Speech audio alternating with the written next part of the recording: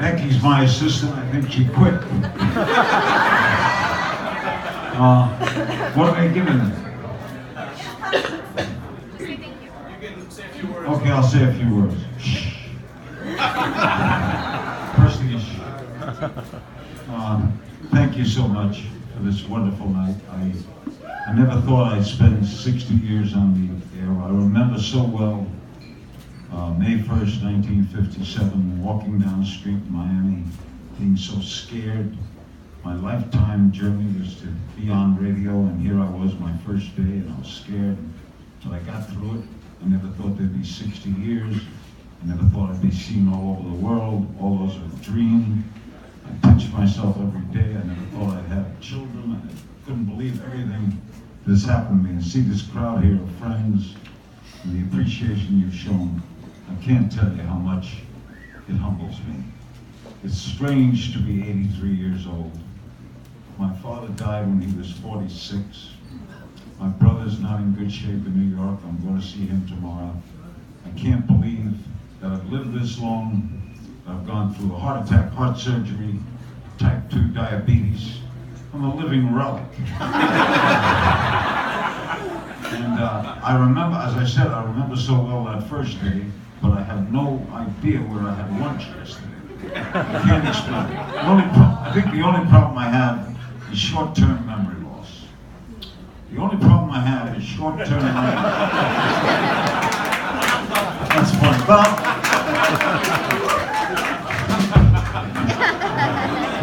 I have, I'm going to tell you a true story. I've told this story many times. If you've heard it, I apologize. But someone said, tell us something about your youth, of what it was like to grow up in Brooklyn, in Bensonhurst. It was a great group of people. Fred Wilpon, the owner of the Mets, was one of the guys who went to Lafayette. Sandy Koufax, as mentioned before, Asher and Bob Rowland. Wonderful Asher Dan is here, and the late Sid Young. And I have so many great memories, but one of my memories is a thing. I've spoken at colleges, I've gotten honorary degrees, and when I speak to students, I always say, if I made it, you can make it. If I got through childhood, you can make it. Because I had things happen to me in childhood that you would never believe that I could be standing here today spending 60 years in broadcasting. This is one of those true stories. We were in 9B4 in New York City, junior high school, went through 7th, 8th, and 9th grades, and then you went to high school for 10th, 11th, and 12th. Now, I think they go through 8th grade, and then high school's 9, 10, 11, 12. But then, we were in 9th grade, 9B4, it's October, we're going to graduate in June, and then go on to high school. 9B1 was A students. 9B2 was B students. 9B3 was C students. 9B4 was, we're not sure. 9B5 was Neanderthals. There was one guy, 9B5, he loved me because I removed a thorn from his paw. It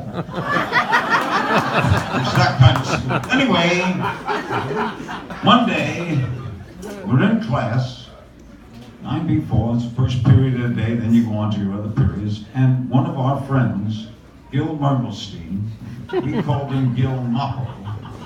This story, by the way, is written in the New Yorker, nothing about it is untrue. We called him Gil Moppo because he had hair like a mop. Anyway, he didn't come to school one day. So Herbie Cohen, who went on to write You Can Negotiate Anything, I'm going to see Herbie in New York this week, still one of my great friends. Herbie the Negotiator, Brazi Abadi, another friend who went on to become a heart surgeon in Buffalo, New York. Now wait a minute, these three kids, Larry King, Herbie Cohen, negotiator, Playboy magazine called him the world's greatest negotiator, and Brazi Abadi, soon to be a brain surgeon, we go to Moppo's house to see why Moppo did not come to school. Sitting in front of his house is a guy looking forlorn, and he tells us he's Moppo's cousin, and that Moppo has developed tuberculosis. And Moppo and his parents, he's an only child, have gone to Tucson, Arizona for the cure of tuberculosis. He has to stay there a year. And this cousin from New Jersey is his only living relative. And he's waiting for the next day to go to school to tell him that Moppo will not be back in school. They can't leave him back. They have to promote him because of illness, so he's going to go on to high school. So he'll never be at Bensonhurst Junior High School again. So he's waiting till the next day to go tell him he's the only living relative. Herbie says, listen, go home, we'll tell him. So he says, would you do that? He leaves. All right. We're walking down the street, Bay Parkway and Cropsey Avenue. I remember right where we were. Herbie, me, and Brazzi. And Herbie says, I have a sensational idea to make money. We'll tell him Moppo died. Oh my God. We'll raise money. We'll go to Nathan's, we'll have laughs. And next year we're in high school, it'll all be forgotten. So we said, you think it's going to work? It can't fail. It can't fail. We go into school, the next day we say, we went to Moppo's house, he's dead. They call the house, the operator says, phone disconnected. They marked deceased on his card, on his Delaney card, and we raised $225. Now, we go to Nathan's, we got hot dogs, we go to Dodger games, we're having the time of our life. About a month later, the principal asks to see us. All right, we're walking to the principal's office. I'm crying. My father's not alive. I'm crying. Brazzi and Bonnie, I'll never be a surgeon. I'll never be a surgeon. Here's Herbie to negotiate it. No problem. I'll handle it. How are you going to handle it? We had bad news. We heard the wrong thing. We'll give the money back. We'll pay it off. We'll handle it. We're scared. So we go into the principal's office. And instead of being angry, he is smiling. He says, welcome, my 3 young lads. Sit down. Would you like some tea? What the hell is going on? And he says to the 3 of us, the New York Times is starting a citywide drive. They're going to do stories about junior high schools. Because high schools get all the attention. Junior high schools don't get attention. So they want each junior high school to do a project, and they'll do stories on the best project. So we didn't know what to do. I had a faculty meeting, and the principal tells us that the teacher told us how you raised money for the late Gil Moppo Story. Well, we looked up our records, and Gil Moppo Story was the only student in the history of this school to die. You know, most people from 14 on make that little leap. So he says, what we're going to have, is God's honest truth, what we're going to have is the Gil Moppo Story Memorial Award.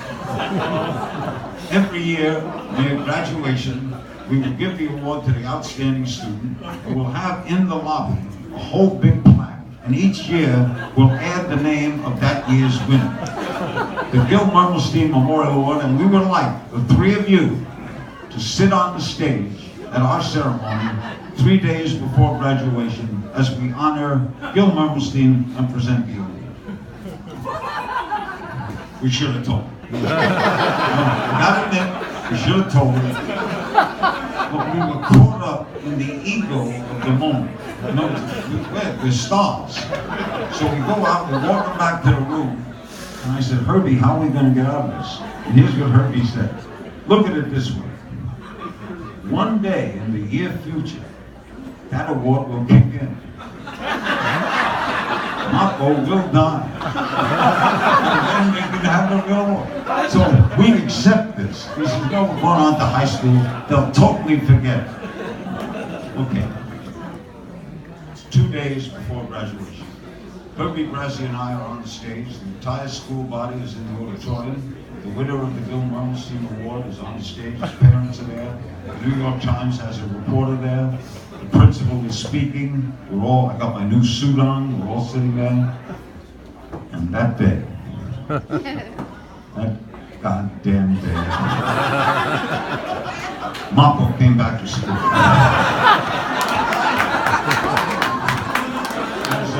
As Herbie Herbie likes to say, in tubercular history, this was medicine's finest moment in pure love. Now, there's two ways Moppo can go into the school. I was just there a couple of weeks ago. You can go in through the side, through the auditorium, you go to the Chinese, like, curtains. Or outside, two big brass doors that lead right on to 84th Street. Moppo chooses the brass doors. He opens up the door, makes a little noise, principal speaking, and the first thing he sees is a banner. Gil Moppo Memorial. Moppo is not the brightest guy in the world, but he knows what memorial means, right? So he's standing there. The kids in the back row know immediately the whole story. That Brazzy, Herbie, and Larry go on to sell for $220, Moppo's alive, and this is a farce. They knew it immediately because they're New York City kids. If you're a New York City kid, I don't want to be gauche. If you're in New York City, you're a step ahead. If you're a D student in New York, you could be mayor of Des Moines. You can phone it in. So the kid yells out to the principal, "Hey, principal, this is a farce! Moppo's alive!" Now there's pandemonium in the audience. Herbie gets up and yells. To this day, I'll ask him again this week why he did this. He yells, "Moppo, go home, you're dead." Moppo flees. He runs home. The principal looks at the three of us. The veins are coming out of his neck. His anger is unbelievable. We're brought to my office. Now we're walking back to his office. I'm crying, Brazzy's crying. Herbie, I'll handle it. Herbie to negotiate, I'll handle it. We get into the office. I've never seen anyone angry than that principal. You kids have destroyed my faith in education. Go down, clear out your lockers. You will not graduate, and I'm going to recommend Rikers Island. I'm going to recommend that you chop rocks. That you will never be back in school again. Get out of my sight. And Herbie said, "You're making a big mistake." And the principal says, "What do you mean?" He says, "Well, in New York, there's a rule. If a kid is suspended, they have to have a hearing before the school. And we'll have a hearing. And we'll be suspended because we did a stupid thing. But someone on the school board is going to say, 'Mr. Principal, 3 Nutnik kids go in and tell your kid is dead. You make one call, phone disconnected, you regard him as dead, and then you make a whole assembly with a memorial devoted to him. You'll be suspended. You'll never be principal again.'" And Herbie says, "Why don't we forget the whole thing?" And he was with me. And then here's Herbie. This is called chutzpah. It's a great word, chutzpah. We're graduating. Now, we don't graduate alphabetically, we graduate by size. We line up by size, and Moppo is right in front of Herbie. And we're walking out, the principal's calling out the names, and so it's supposed to be. And he goes, "Gil Moppo Story." Herbie pushed him aside and said, "I'll take the diploma. He's dead."